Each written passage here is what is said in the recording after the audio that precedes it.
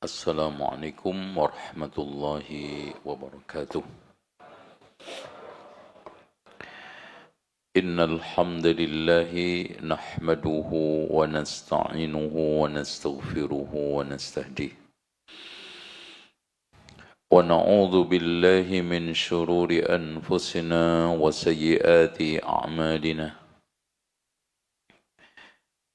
من يهده الله فلا مضل له ومن يضلل فلا هادي له أشهد أن لا إله إلا الله وحده لا شريك له وأن محمدا عبده ورسوله قال الله سبحانه وتعالى يا أيها الناس اتقوا ربكم الذي خلقكم من نفس واحدة وخلق منها زوجها وبث منهما رجالا كثيرا ونساء واتقوا الله الذي تساءلون به والأرحام إن الله كان عليكم رقيبا وقال تبارك وتعالى يا أيها الذين آمنوا اتقوا الله حق تقاته ولا تموتن إلا وأنتم مسلمون وقال عز وجل يا أيها الذين آمنوا اتقوا الله وقولوا قولا سديدا يصلح لكم أعمالكم ويغفر لكم ذنوبكم ومن يطع الله ورسوله فقد فاز فوزا عظيما أما بعد فإن خير الحديث كتاب الله وخير الهدي هدي محمد صلى الله عليه وسلم وشر الأمور محدثاتها وكل محدثة بدعة وكل بدعة ضلالة وكل ضلالة في النار. Ikhwah sekalian, saudara-saudariku yang mengikuti secara online dan offline yang dirahmati Allah. Beragama tanpa ilmu sulit untuk tumbuh dan benar. Makanya kata Muhammad ibnu Sirin, inna hadzal ilma dinun fandur amman ta'khuduna dinak. Sesungguhnya ilmu ini adalah agama, lihat perhatikan dari mana kamu mengambilnya. Jadi kalau beragama tanpa ilmu itu seperti menghafalkan nama-nama burung tapi nggak pernah tahu burungnya. Menghafal nama-nama ikan tapi tidak pernah memakannya. Jangankan makan, ngelihat aja nggak pernah. Nggak ada faedah. Makanya betul kata Ali bin Abi Thalib, sayati 'alan nasi zamanun lam yabqa minal islami illa ismuhu. Akan datang suatu zaman tidaklah tersisa dari Islam kecuali tinggal nama-namanya. Walam yabqa minal Qur'ani illa rasmuhu, dan tidaklah tersisa dari Al-Quran kecuali tinggal tulisan di mushaf, enggak pernah dibaca apalagi dikaji. Pak Joteng, ngantuk enggak? Saya kawinkan antum kalau ngantuk terus. Ya, diikutin. Jadi begitu. Dan ilmu itu apa sih sebetulnya? Kata para ulama seperti kata Syekh Saleh Al-Utsaimin, Syekh Muhammad ibn Saleh Al-Utsaimin, al-ilmu ma qama alaihi dalil. Ilmu adalah segala sesuatu yang ditegakkan dengan dalil. Makanya kalau nggak ada dalilnya tidak bisa dikatakan itu ilmu. Dan dalil itu ada dua, dalil akli, logika, dalil nakli, yaitu apa? Wahyu. Makanya orang itu kalau beragama tidak dasarnya itu wahyu, pasti nafsu.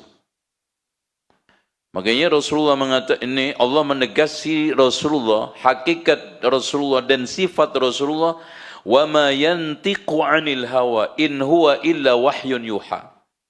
Rasulullah itu tidak berbicara atas dasar nafsu, akan tetapi wahyu yang diberikan Allah. Makanya kalau ada dalil tapi dhaif juga enggak diterima. Nah, ini kita masuk ke dalam tema.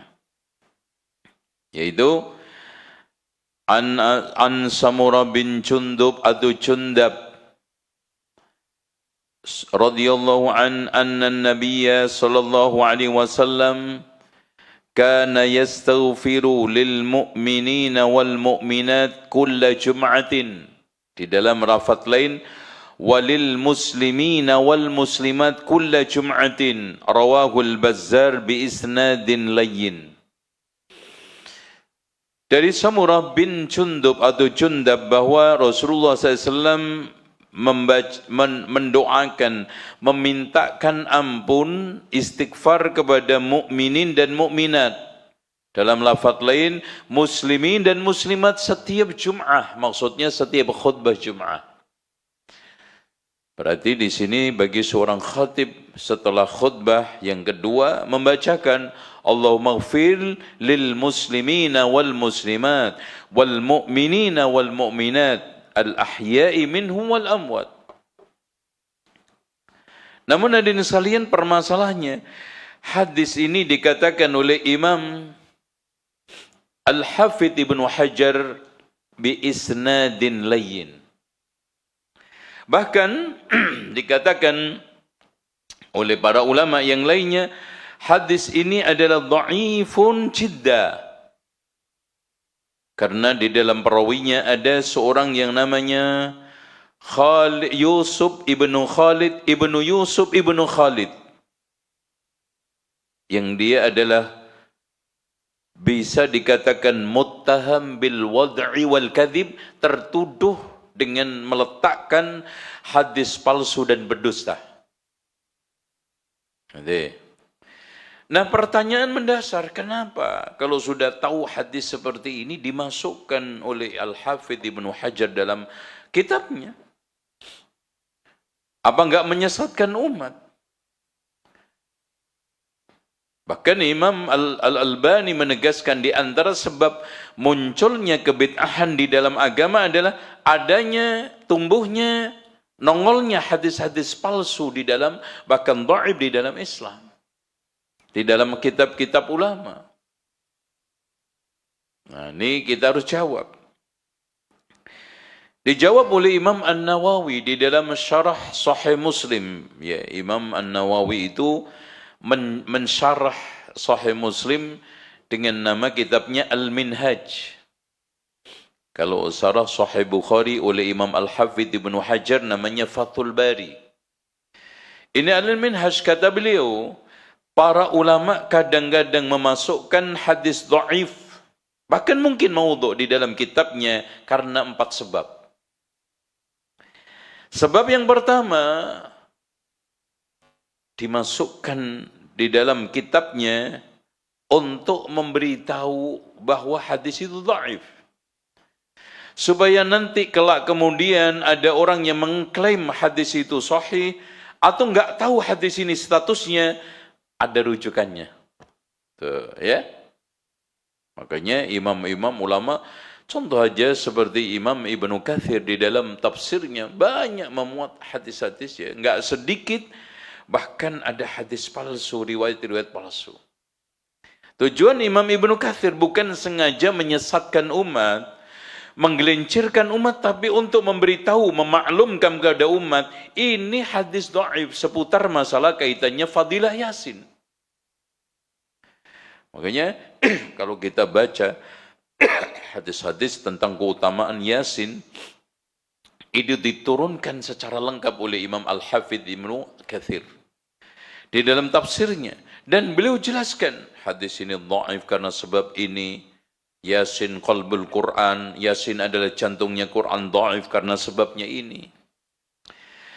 Yang kedua, kadang para ulama memasukkan hadis-hadis dhaif bahkan palsu di dalam hadisnya, kalau dhaif terutama, untuk sekedar penguatan.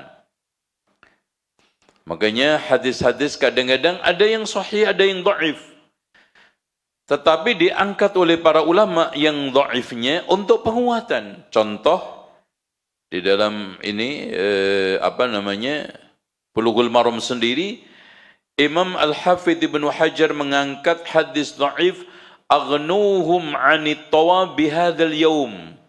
Cukupkan orang-orang miskin di hari raya itu untuk tidak minta-minta dengan memberikan zakat fitrah.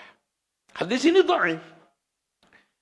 Tetapi dikuatkan hadis di mana farada Rasulullah SAW zakat al-fitri tu'matan lil masakin.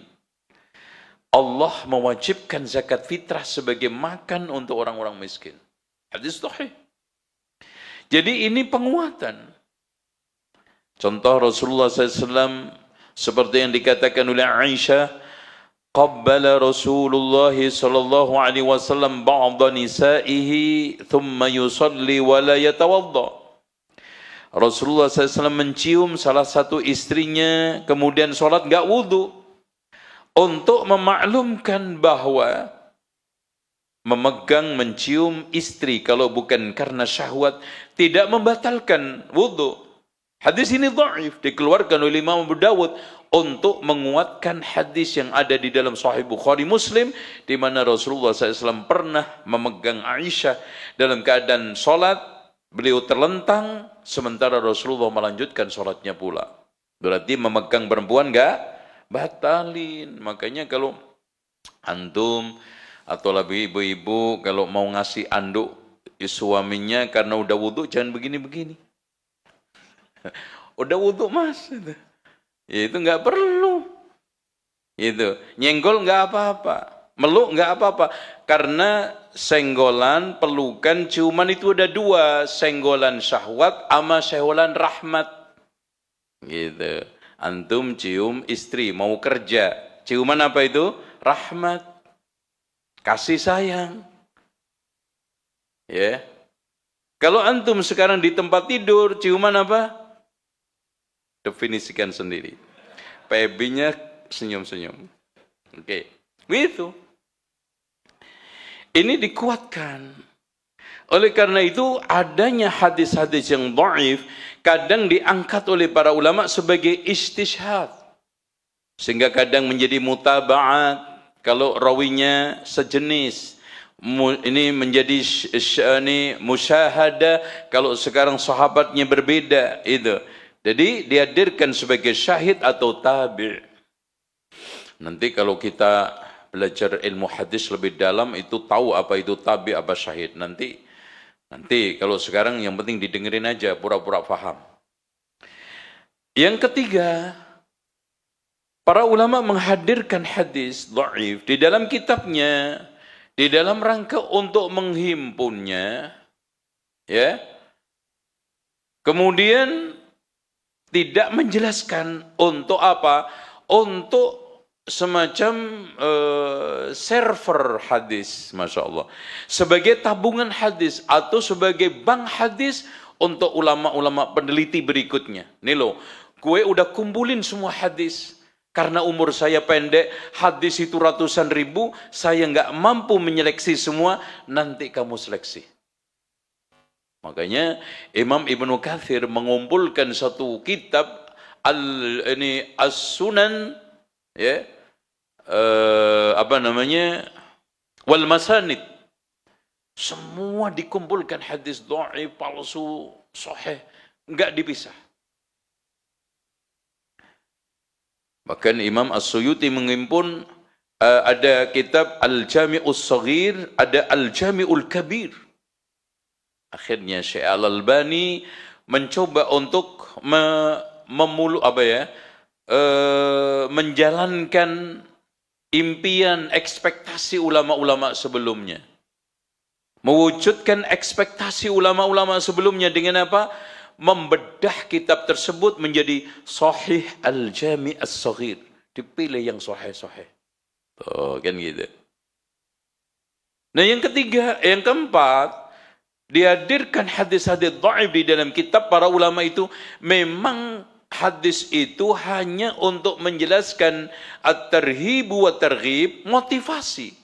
Tidak ada hukum halal haram dan tidak menegasi tentang masalah hukum-hukum perdata atau pidana. Contoh keutamaan zikir pagi, keutamaan baca la ilaha illallah. Hadis-hadisnya dhaif.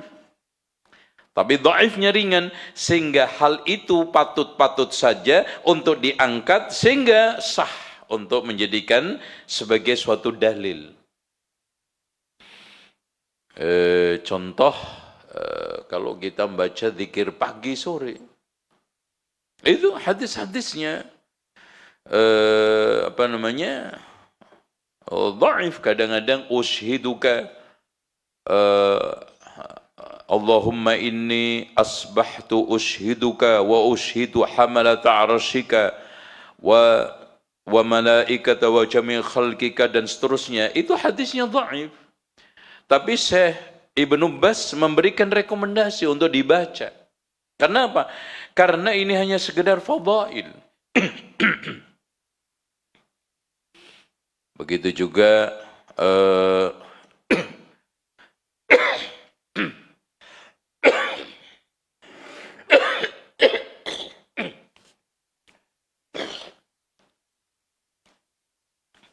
tehnya bermasalah. Bismillah.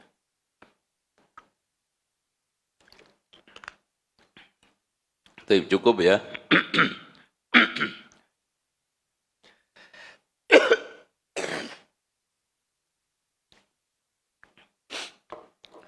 Hadirin sekalian, kita lanjut. An Samurah bin Jundub anna Nabiya sallallahu alaihi wasallam kana yastaghfiru lil mu'minina wal mu'minat kulla jum'ah. Wa fi riwayatin lil muslimina wal muslimat, rawahu Bazzar. Keadaannya seperti itu tadi. Intinya sekarang kita sampai pada pembahasan.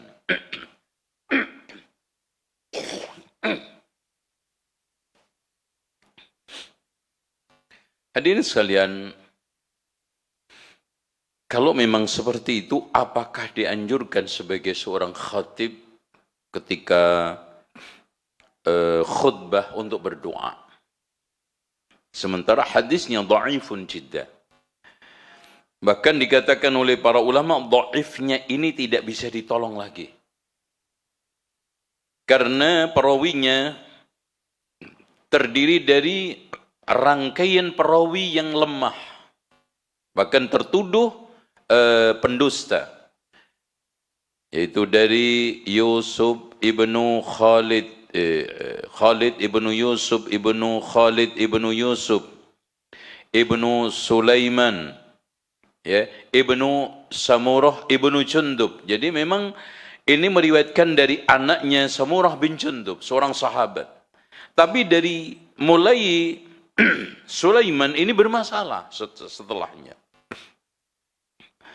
Begitu juga Ja'far ibnu Sa'id ibnu Samurah adalah perawi yang dicatat oleh para ulama lemah.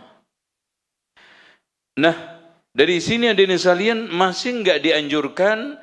Dianjurkan dengan dalil yang lainnya.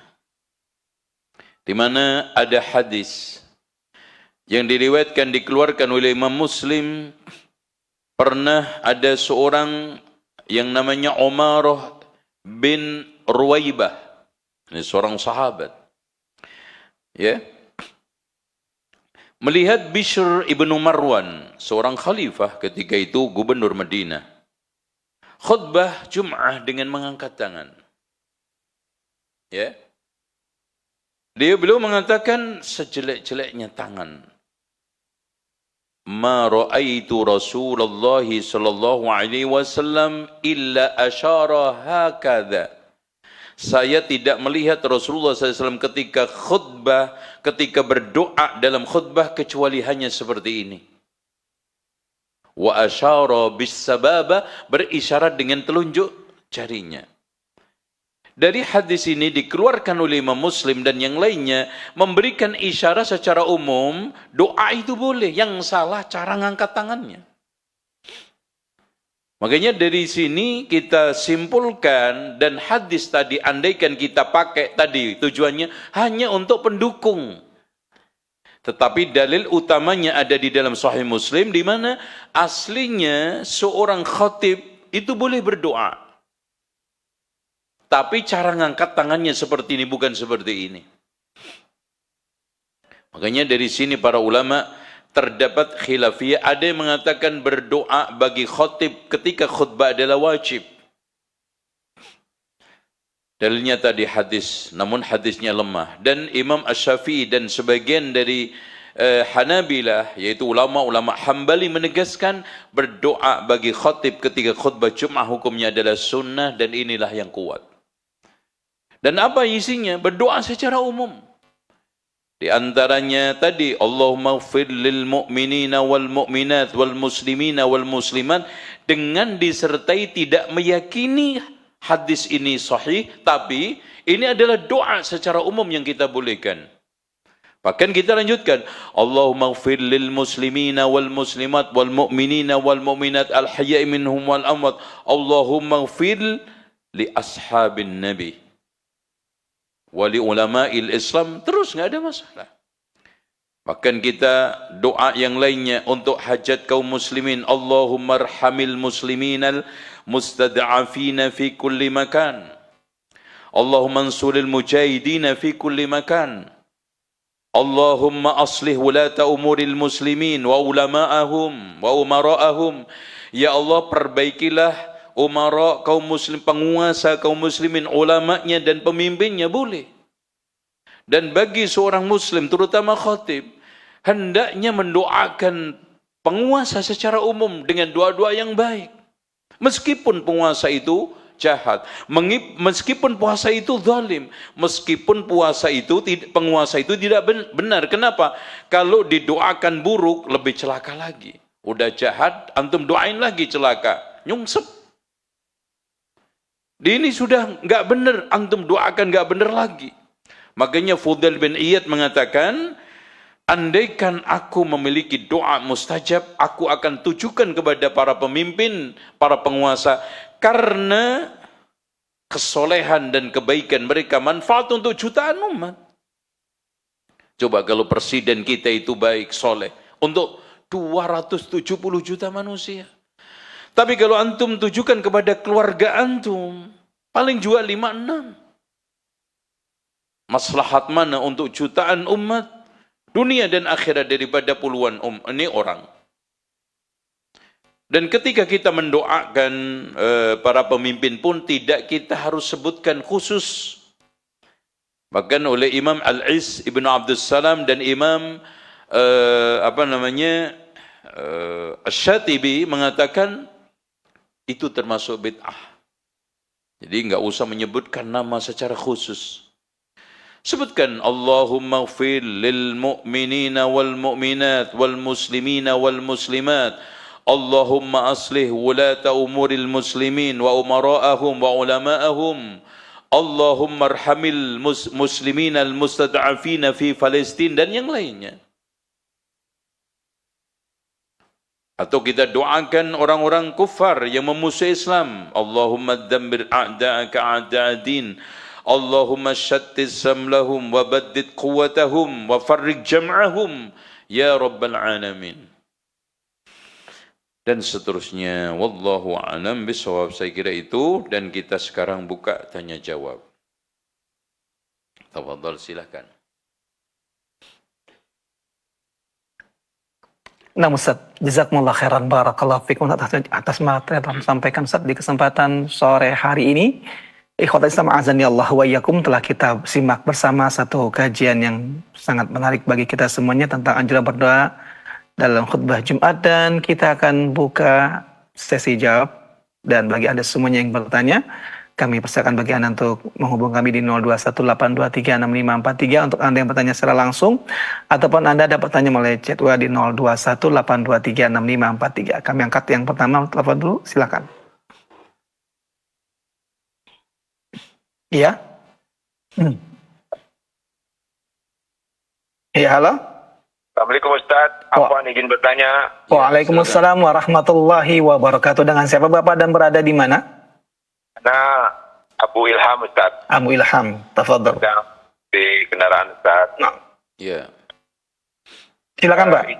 Izin bertanya terkait dengan tadi ketika khotib berdoa gitu, baik yang pakai satu jari ataupun yang angkat, Tapi untuk makmumnya bagaimana, Ustaz? Kita mengaminkan apa cukup dalam hati, apa juga mengaminkan dengan ada suara terus mengangkat tangan.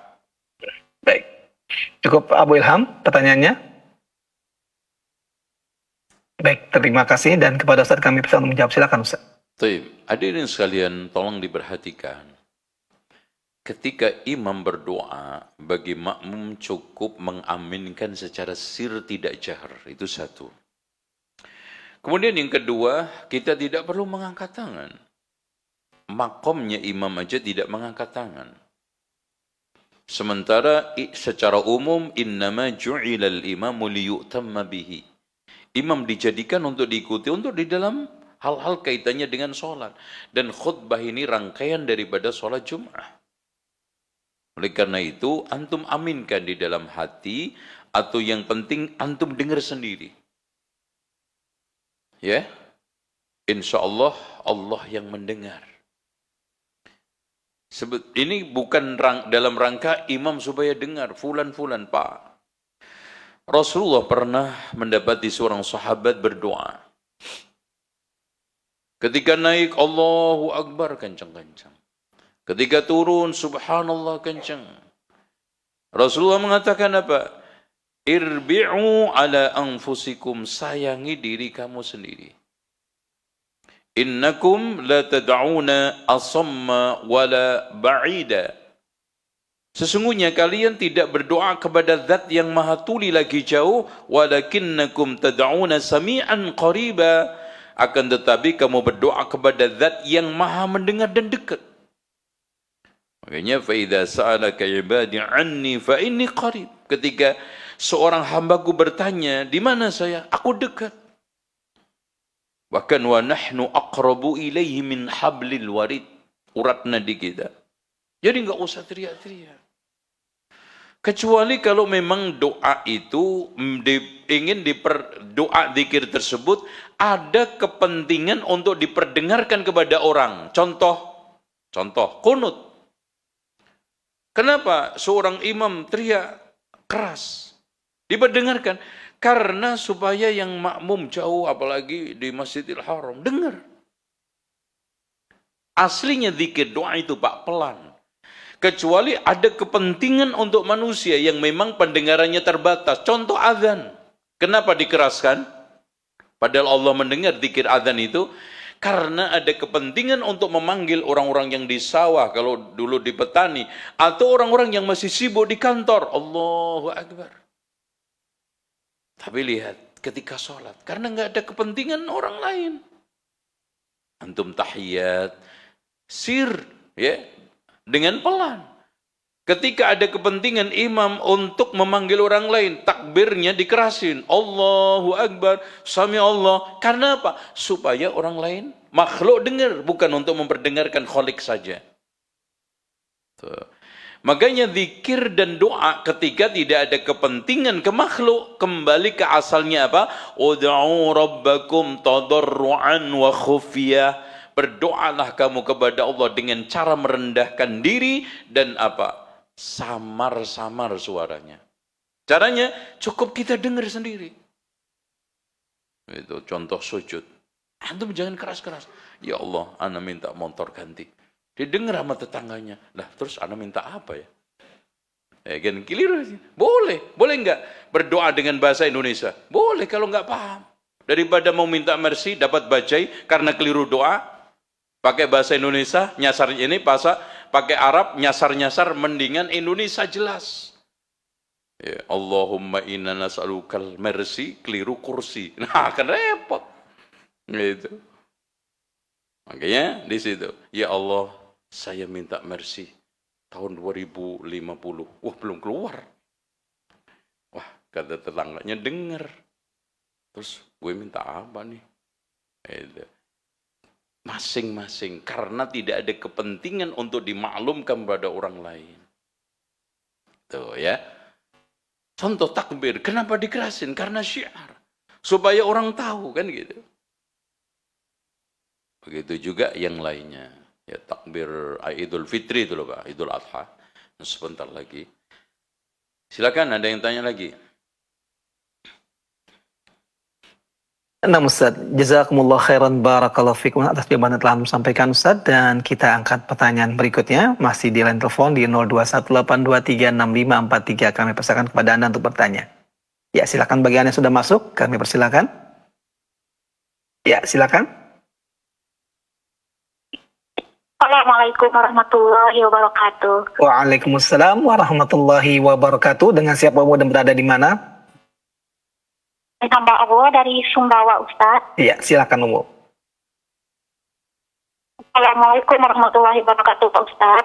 Ya. Izin tentang puasa, Pak Ustaz. Ada sepasang suami istri yang sama-sama berpuasa membayar qada di bulan Ramadan, membayar qada puasa Ramadan begitu. Tapi sepasang suami istri ini kemudian dia melanggar berhubungan di siang hari. Apakah sama, Ustaz? Dia membayar denda 2 bulan berturut-turut seperti melanggar di bulan Ramadan. Demikian Pak Ustaz. Barakallahu fikum wa jazakumullahu khairan. Assalamualaikum warahmatullahi wabarakatuh. Waalaikumsalam warahmatullahi wabarakatuh. Terima kasih banyak Om atas pertanyaannya, dan kepada Ustaz kami persilakan untuk menjawab. Silakan Ustaz. Pertanyaan apa tadi? Apa? Qadha puasa suami istri. Ana bingungnya ngapain pakai suami istri? Ana apa? Oh, ini makanya saya itu yang ingin pahami. Itu kan soalnya beda. Jadi bila ada seorang atau 2 orang ya, suami istri 2 orang, berhubungan intim pada waktu siang hari, maka kena 3 sanksi.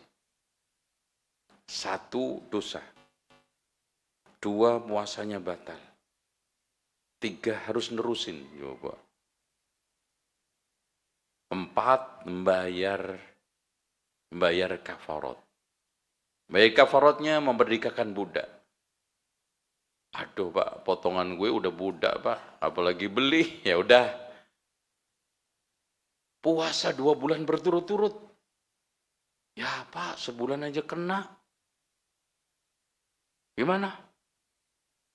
2 bulan Pep. Sebulan aja bablas, gimana Pep? Gitu. Kalau memang begitu, memberi makan 60 orang miskin. Oh. Ini ada seorang sahabat yang kena seperti itu. Dikasih pilihan ini, nggak bisa pilihan. Ya Rasulullah, sampai ngasih makan. Ya Rasulullah, kayaknya sekampung nggak ada yang lebih miskin dari saya. Coba. 1 nggak bisa, 2 nggak bisa, 3 juga mundur. Akhirnya Rasulullah malah ngasih kurma, coba nih. Ya, mau bayar kurma malah dikasih. Gitu Pak Joteng ya. Ini ilmu perlu ditiru nih. Jadi akhirnya Pak, disuruh sedekah kepada orang lain. Dari sini orang kalau mampu memerdekakan budak, kasih merdeka. Kalau enggak, puasa 2 bulan berturut-turut. Dan itu tidak dihitung hari-hari yang diharamkan. Kalau di selain umpamanya hari raya, ya membatalkan diri, nggak apa-apa. Karena yang ngelarang agama, yang nyuruh juga agama. Itu kan gitu. Ketika ada ngumpul perintah sama larangan, mana yang didahulukan? Larangan. Kemudian setelah itu, dia kalau nggak bisa memberi makan 60 orang miskin. Jadi caranya, antum kumpulkan miskin 60, antum ajak makan di padang. Sekali makan kenyang selesai. Gitu. Atau antum bikinin makanan, undang ke rumah 60 selesai. Kalau nggak nemu 30 2 kali. Setelah keduanya, Mas stop ya, ini bukan makan gratis tiap Jumat, tapi ini kafarat gitu. Biar nggak nunggu-nunggu nanti. Kok cuma 2 kali? Ya gitu ya. Ada lagi yang tanya?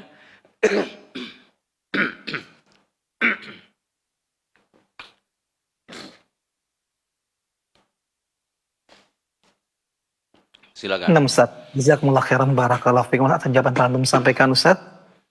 Baik, kita akan angkat kembali Ustaz pertanyaan berikutnya, line telepon di 0218236543. Baik, kami persilakan. Ya. Ya. Assalamualaikum. Waalaikumsalam warahmatullahi wabarakatuh. Dengan siapa Bapak dan berada di mana? Dari hamba Allah di Bogor, Ya, dengan siapa Bapak? dengan Samsi dari Bogor. Pak Samsi di Bogor, silakan Pak. Silakan. Kalau mau tanya, ini kalau seorang itu tidak sempurna salatnya, tapi selalu berjamaah, bagaimana hukumnya? Tidak sempurna sholatnya. Ya, tapi selalu berjamaah terus, ya, seperti Selalu bagaimana berusaha. hukumnya? Baik. Selalu apa? Bapak, Cukup Selalu apa? itu. Oke. ya bisa diperjelas Pak. Tidak sempurnanya apa Pak ya? Mungkin bisa diperjelas Ya, biar. apa saya gitu. Oh, baik. Berapa saya, tapi selalu ikut imam terus. Hmm. Sebagai makmum Pak ya? Ya, Ya. Baik, terima kasih Bapak. Pertanyaan cukup? Baik. ya, cukup. Assalamualaikum warahmatullahi wabarakatuh. Waalaikumsalam warahmatullahi wabarakatuh. Dan kami pesan kepada Ustaz menyampaikan jawabannya. Ini Silakan Ustaz. untuk kesempurnaan ilmu tadi masih hubungan intim di Ramadan. Berkali kejadian. Tapi kecuali kalau antum kondisinya safar. Ya, umpamanya umroh pada Ramadan. Siang-siang berhubungan intim. Ya. Kena nggak denda? Enggak.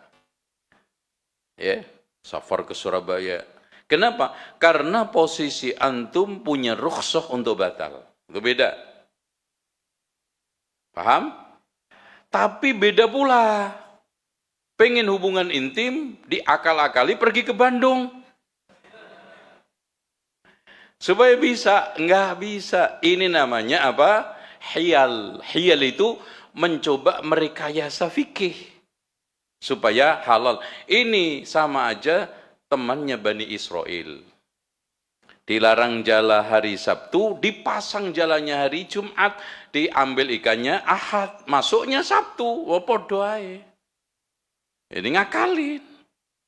Jadi ada yang pasang, ada yang lucu juga. Jadi dia bikin semacam genangan.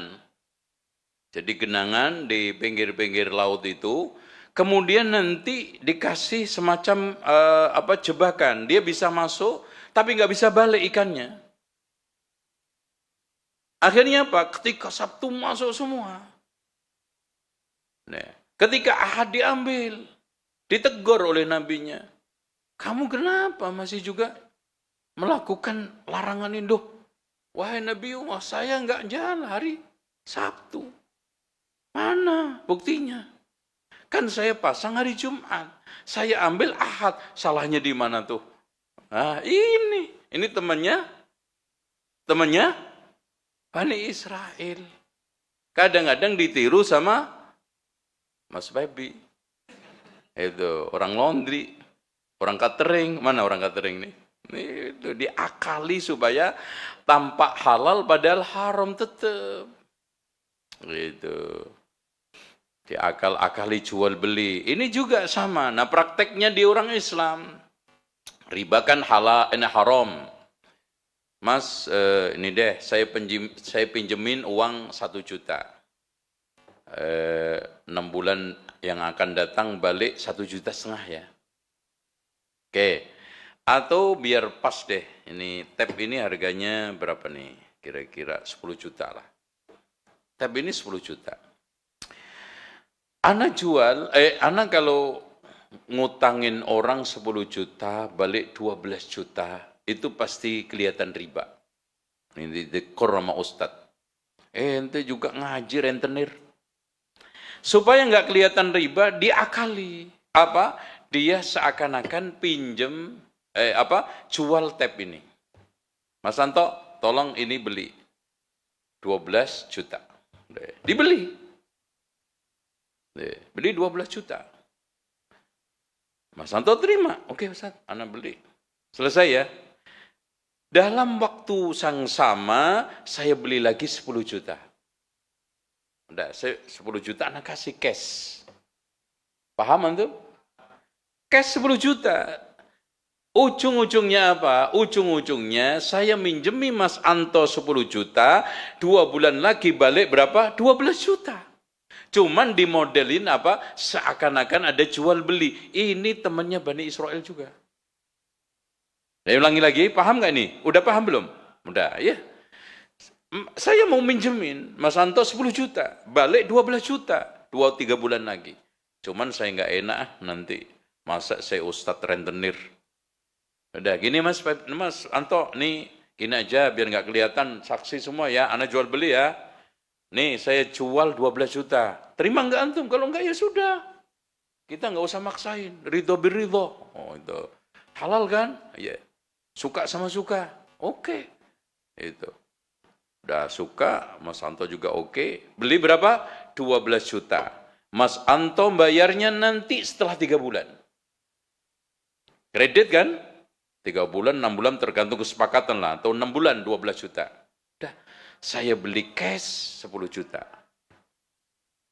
Ini Mas Anto, 10 juta. Anak ambil lagi ya. Beli. Oh, apa? Tetap HP milik saya. Formalitas saja seakan-akan tadi miliknya Mas Anto. Cuman berapa? 5 menit. Tapi hasilnya apa? Mas Anto dapat uang 10 juta, nanti 6 bulan lagi balikin berapa? 12 juta. Aku untung dapat berapa? 2 juta. Oke. Nih. Antum tiru. Dapat ilmu dari Ustadz bagus banget tadi. Kampret loh. Ayo lanjut sekarang. Jadi jangan ditiru, ini contoh jelek ya. Itu. Lagi pertanyaan berikutnya. Oh, tadi bertanya tentang apa tadi? Apa sholat? Ya. Hadirin sekalian, secara umum tidak ada orang yang sholatnya bisa sempurna kecuali Rasulullah. Kenapa Rasulullah sendiri mengatakan, "Ma min 'abdin yusalli wa ma kutiba min salatihi illa ushruha tus'uha thumnuha sub'uha sudsuha khumsuha rub'uha sulusuha nusfuha." Rasulullah berhenti pada nus. Tidaklah ada seorang hamba mendapatkan dari sholatnya ketika sholat kecuali 1/9-nya. 1/10-nya. 1/9-nya sampai setengahnya. Paling banyak nyebutin setengah. Makanya antum sholat duhur, Pak. Itu kena 2 rakaat yang khusyuk udah Masya Allah. Top banget udah. Kadang-kadang takbiratul ikhram itu sadar takbirnya tok, fatihahnya tadi nggak nyadar. Baca surat apa juga nggak ngerti. Bahkan ada orang yang merencanakan mudik di sholat. Allahu Akbar. Wah, nanti mampir rest area mana ya? Nanti silaturahminya dihitung semua sampai baliknya. Assalamualaikum. Kayak ke Jakarta lagi. Itu. Makanya pernah ada orang yang kehilangan harta karun. Konsultasi ke ulama. Suruh sholat. Ketemu. Di sholat. Di sholat ketemu. Langsung orang tersebut kembali ke Syekh. Masya Allah Syekh. Ketemu Syekh. Ini sholat apa Syekh? Saya kagum lah pokoknya. Ini heran ini bisa ketemu nih. Ini sholatnya setan Mas. Iya. Makanya Rasulullah mengatakan ini Allah berfirman, "Hafidhu 'alas shalawati was salatil wusta." Jaga. Menjaga itu apa? Ya rukunnya, sholatnya, khusyuknya. Makanya di dalam bahasa sholat di semua nas Al-Quran hampir itu Allah tidak mengatakan menunaikan tetapi menegakkan. Wa aqimus shalah. Kenapa? Karena menunaikan itu hanya sekedar, yang penting jalan. Tapi kalau menegakkan rukunnya, syaratnya, rukuk, sujudnya termasuk khusyuknya. Bahkan khusyuk adalah ibarat untuk sholat kepala bagi badan. Nyawa bagi tubuh. Gak khusyuk, gak ada nyawa. Sholat ngelamun, ngitung duit, ngitung utang. Itu. Coba kalau antum sholat minta utang, kadang setan itu memang Masya Allah Pak. Kita udah kadang-kadang memang minta untuk supaya Allah utang saya kebayar. Mikir ngutang lagi malahan. Nanti ngutang komi Anda enggak ya? Ingat, diplesetin sama setan. Coba baca Al-Quran memerunuh. Afala yanzuruna ilal ibni kaifa khuliqat. Wa ilas samai kaifa rufi'at wa ilal jibal. Wah, kapan ya rekreasi ke puncak? Muncul itu. Gitu. Mau merenungkan unta, ingat umroh, dompet hilang, mikir lagi. Dibelokin setan, Masya Allah. Makanya kita dianjurkan ta'awud, a'udzubillah, bukan nempeling dan gampar setan. Kenapa? Karena setan itu nggak kelihatan bentuknya, tapi nyata godaannya. Mau ente gampar apanya? Kayak orang lempar jumroh, ya, dikoncongi pakai apa? Batu gede. Karena apa? Penasaran setan, kurang ajar loh. Di Indonesia ngodain gue terus, nih ketemu ya, tuh lempar, mental tuh batunya. Ada kertas, sesama setan, jangan saling lempar. Itu ditegur loh sama setan. Sesama setan, jangan saling lempar mas. Udah, itu. Karena emosi itu setan. Paham? Ada lagi tanya. Nah Ustaz, jazakumullah khairan barakallahu fikum Ustaz. Ada banyak telah antum sampaikan Ustaz, dan terkait pertanyaan yang pertama Ustaz tentang orang yang mengkodok puasa tadi, satu puasa Ramadan, yang dia mengkodok puasa Ramadan lalu kemudian melakukan hubungan Ustaz ketika sedang mengkodok puasa Ramadan Ustaz. Apakah sama Ustaz, ini Ustaz, apa kafarnya Ustaz? Silakan Ustaz. Tidak sama karena posisinya adalah qadha. Karena perlu diketahui hubungan intim pada waktu bulan Ramadan itu bukan hanya menjaga kehormatan puasa, tapi kehormatan syahr, bulan puasanya. Itu ya. Sama juga seperti kita melakukan sholat, dihargai oleh Allah di Masjidil Haram 100.000. Karena kehormatan tempat, kehormatan waktu, itu ngumpul jadi satu. Itu ya. Allahu a'lam bishawab. Ada lagi? Ada Ustaz, jazakumullah khairan barakallahu fikum atas jawaban yang telah antum berikan Ustaz. Kita angkat pertanyaan melalui chat WhatsApp yang sudah masuk. Ustaz, mohon dijelaskan. Ada yang mengatakan bahwasanya dalil tentang doa bersama itu adalah yaitu seperti dalilnya dengan menggunakan khutbah Jumat dan juga dalil membaca kunut Ustaz. Apakah memang demikian Ustaz? Syukran Ustaz. Baik, hadirin sekalian, tolong dicamkan dan dibedakan. Ini banyak yang nggak bisa membedakan, simple pada doa bersama, zikir bersama dengan bersama-sama zikir. Doa bersama dengan bersama-sama berdoa. Beda nggak? Antum kayaknya udah mau pulang deh. Gimana? Beda nggak? Mas Babi, bedanya apa Mas Babi?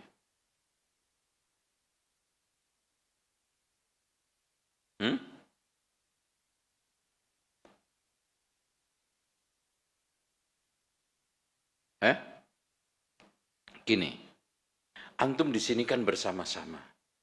Bersama-sama zikir. Artinya, silakan zikir masing-masing, jangan sampai nggak zikir di sini. Ada yang baca sholawat, ada yang istighfar. Bersama-sama zikir. Atau zikir bersama-sama.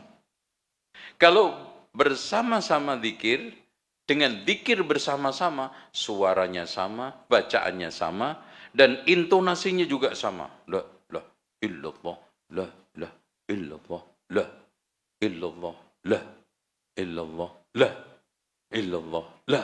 Itu bareng. Coba bayangkan pesertanya itu sampai 2000. Ketiga, la ilaha illallah, la illallah, la illallah, la.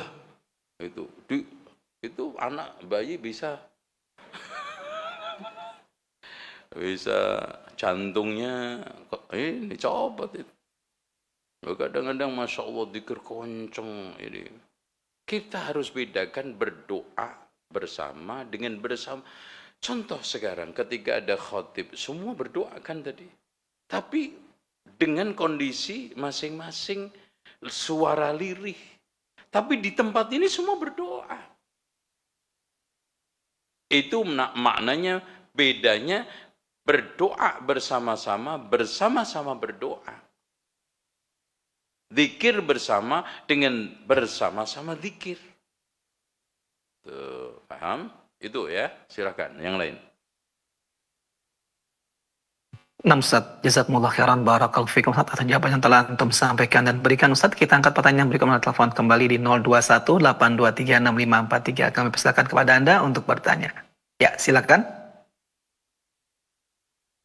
Ya, silakan. Assalamualaikum.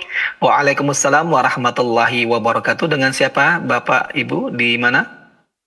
Hamba Allah di Cilegon, Banten. Baik, Pak. Silakan, Pak. Pertanyaannya, Tat, mohon penjelasan. Ini kan menjelang kurban. Ada sebagian atau tempat-tempat yang panitianya menjual kaki sapi dan kulit. Apakah itu diperbolehkan apa enggak? Dan kalau ada dalil, mohon penjelasan. Terima kasih. Taib. Jazakumullah khair. Terima kasih. Assalamualaikum warahmatullahi wabarakatuh. Waalaikumsalam warahmatullahi wabarakatuh. Dan kepada Ustaz kami persilakan untuk menjawab. Ini Silakan, Ustaz. peringatan untuk panitia korban. Jadi antum kalau berkorban itu jadi wakil.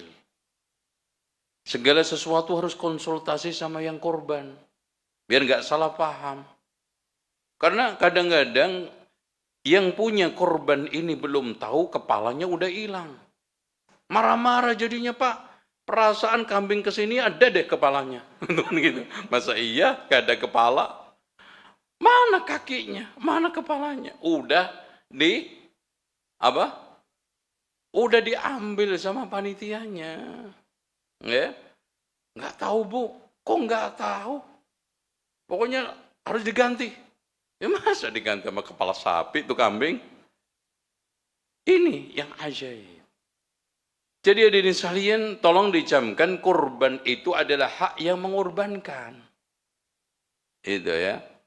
Dan seorang ketika berkorban, gak usah sekarang itu masing-masing ya dirinya berkorban, anaknya dikorbankan, istrinya dikorbanin. Itu mati berarti dikorbanin. Tidak cukup atas nama dirinya dan ditujukan untuk semua keluarganya, cukup satu. Tuh. Dan bagi yang cukup dianjurkan, man wajada sa'atan falam yutahhi fala yaqrabanna musallana. Barang siapa yang menemukan kecukupan di dalam harta, tidak berkorban, jangan dekat-dekat tempat sholat Id saya, kata Abu Hurairah ketika itu jadi gubernur Madinah. Berat. Makanya yang punya, yang ada kecukupan, jangan tiap tahun korbannya cuman korban apa? Perasaan. Pak, korban enggak? Enggak. Nah, korban perasaan lagi, Pak loh. Karena nggak pernah nyembelih. Minimal satu kambing, satu keluarga. Aslinya disembelih masing-masing di rumah, ini diwakilkan. Jadi kalau ada apapun, konsultasi, Bu. Ibu mau nggak kepalanya? Kalau nggak untuk saya. Oh nggak apa-apa, Pak. Ambil semua juga nggak apa-apa. Saya kolesterolnya tinggi, semua keluarga juga nggak makan daging. Alhamdulillah. Untung panitia. Makanya berdoa, ya Allah, mudah-mudahan yang korban tahun ini semua asam urat sama kolesterolnya tinggi. Kenapa, Mas?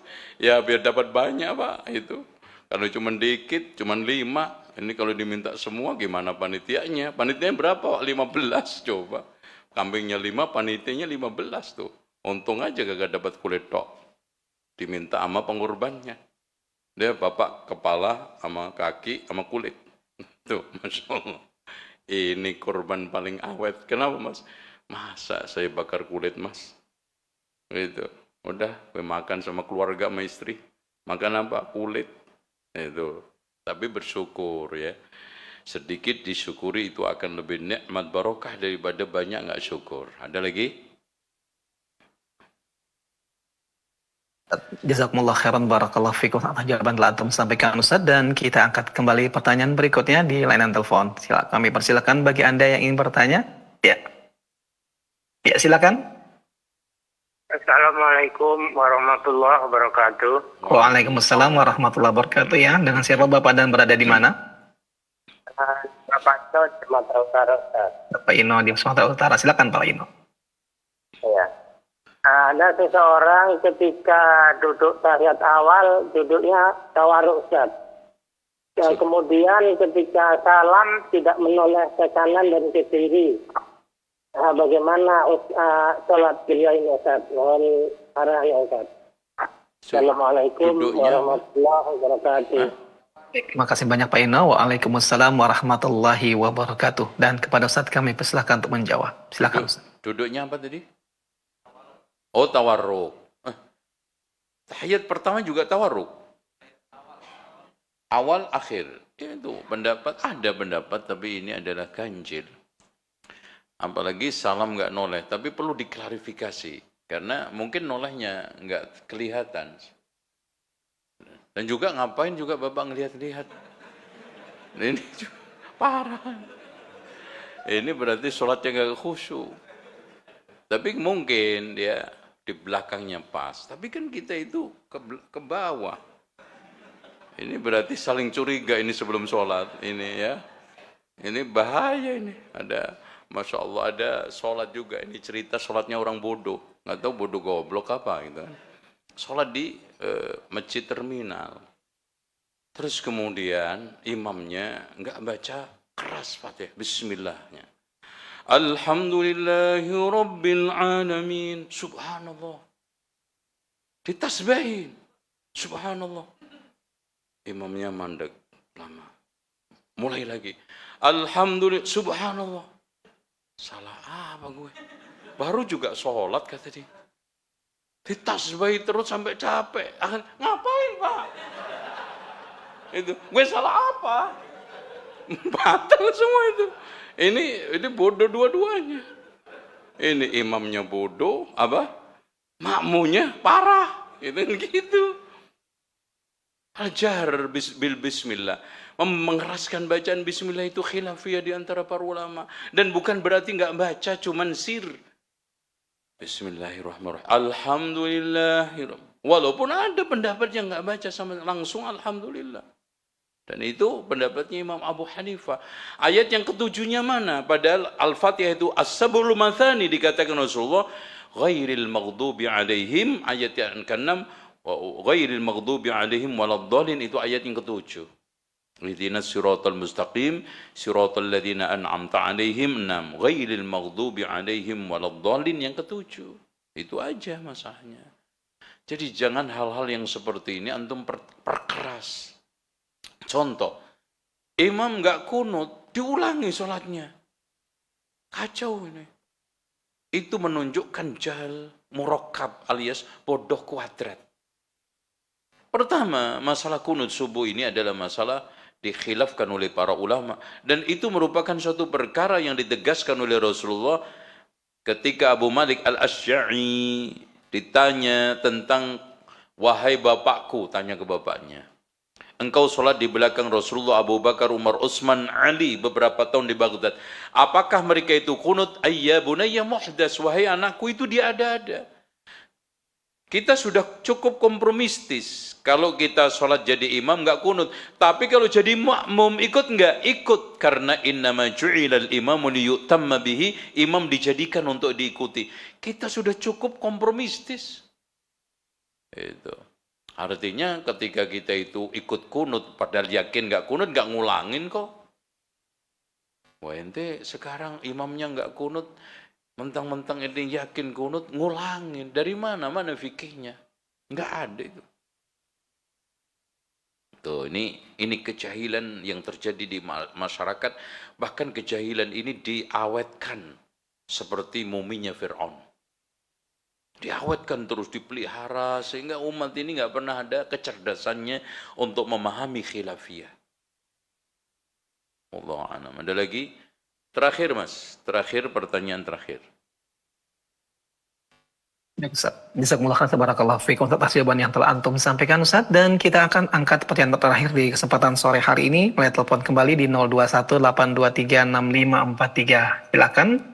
Assalamualaikum. Waalaikumsalam warahmatullahi wabarakatuh. Di Jakarta Timur, Pak Ustadz. Ya, silakan Ya, Ibu.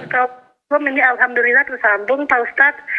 Ini Ana mau bertanya, kalau misalnya nih orang punya kekurangan fisik, Pak Ustadz ya, dia suka solusi bowl, dia gampang buang air, gampang buang angin, jadi dia pakai sumpelan, dia akhwat perempuan, dia sumpelan, dan dia kalau sholatnya itu sujud, nanti kalau misalnya dia sumpelannya itu dia nggak ada biaya buat membeli pembalut apa karena tidak ada biaya atau tidak ada kepepet, tidak ada biaya, dia pakai sumpelannya kain. Akhirnya otomatis gara-gara dia seperti itu, jadi dia tidak sujud Pak Ustadz, tidak ruku. Karena dia kalau banyak bergerak, kencingnya keluar, kentutnya keluar. Jadi dia sholatnya seperti sholatnya orang duduk saja Pak Ustadz, cuma menganggukkan kepala saja Pak Ustadz. Itu bagaimana seperti itu Pak Ustadz? Karena dia ada uzur Pak Ustadz. Syukran. Assalamualaikum. Terima kasih Ibu. Waalaikumsalam warahmatullahi wabarakatuh. Silakan Ustaz. Orang ini di dalam pandangan fikih Islam seperti orang yang kena istihadah. Ya, kena beser air atau angin. Ya, umpamanya ada orang yang ruku kentut, sujud kentut. Ada dulu masa kecil saya dulu ada orang tua. Ada setengah pikun, sholatnya di depan terus. Nah, kalau udah di belakang dia nasib udah. Karena pasti itu keluar dudut. Dan itu sering. Ya, karena kita nggak bisa nyalain orang pikun. Ya. Itu makanya mudah-mudahan ya Allah nasib saya di sholat ini muncul gitu. Itu berdoanya sebelum sholat. Ya. Nah, orang yang kondisinya seperti itu istihadah atau beser air angin itu tidak mengapa sholat apa adanya. Dengan cara bersucinya setelah masuk sholat. Jadi jangan bersuci sebelum sholat. Setelah masuk wudhu. Kemudian setelah itu wudhu, sholat. Dan tidak mengapa darahnya kalau istihadah bercucuran termasuk kencingnya. Nggak ada masalah. Karena ini adalah uzur. Dan Allah Subhanahu wa taala menegaskan fattaqullaha masata'tum. Bertakwalah kamu di dalam menjalankan perintah Allah itu semampu kamu. Makanya Rasulullah SAW menegaskan tentang kaidah salat. Sholli qa'ima, salat telah berdiri. Fa illam tastati' fa qa'ida, kalau enggak mampu duduk. Fa illam tastati' fa 'ala jambin, kalau enggak mampu terlentang. Begitu juga dalam hal yang lainnya. Karena agama itu mudah. Inna ad-dina yusrun, kata Rasulullah. Lan yushadda hadha ad-din illa ghalabau. Tidak ada yang memperberat, menyulit-nyulitkan agama ini. Dia sendiri yang nanti yang kalah. Semua dianggap yang wajib, sunnah, bukan sunnah, pokoknya wajib. Harus, nggak boleh. Nanti dia sendiri yang sulit. Itu ya, wallahu a'lam bishawab. Demikian, saya kira penyampaian saya di akhir daripada kajian Bulughul Maram ini mudah-mudahan bermanfaat dan kita serahkan kepada moderator. Nah Ustaz, jazakumullah khairan barakallahu fikum atas jawaban yang telah antum sampaikan di pertanyaan terakhir kita di kesempatan sore hari ini. Tentunya ikhwatal Islam azani Allah wa iyyakum dan para sahabat roja semuanya, sebelum kita akhiri perjumpaannya dengan penuh faedah yang telah kita simak bersama dari pembahasan tentang anjuran berdoa pada khutbah Jumat, kami akan meminta kepada Ustaz menyampaikan ikhtitam dan kepada Ustaz kami persilakan. Hadirin sekalian, alhamdulillah kita telah membahas hadis satu yang dari Bulughul Maram tentang masalah anjuran imam berdoa pada khutbah Jumat. Dan secara umum dianjurkan lewat hadis yang dikeluarkan oleh Imam Muslim dari Umarah ibn Ru'aibah. Dengan dalil yang tadi tidak cukup karena hadisnya dha'ifun jiddah. Semoga kita bisa mengamalkan, apalagi kita bisa menjadi khatib untuk menjaga sunnah-sunnah Nabi ini. Demikian, subhanakallahumma wa bihamdika asyhadu an la ilaha illa anta astaghfiruka wa atubu ilaik wa sallallahu ala Muhammadin wa ala ali Muhammad walhamdulillahi rabbil alamin. Wassalamualaikum warahmatullahi wabarakatuh. Waalaikumsalam warahmatullahi wabarakatuh. Kami ucapkan terima kasih banyak untuk guru kita semuanya, Al-Ustadz Al-Fadil Dr. Zainal Abidin bin Samsuddin LCMM Hafizahullah Ta'ala, atas waktu yang telah beliau berikan untuk kita semuanya dan juga pemaparan materi yang telah beliau sampaikan untuk kita semuanya. Berikut juga dengan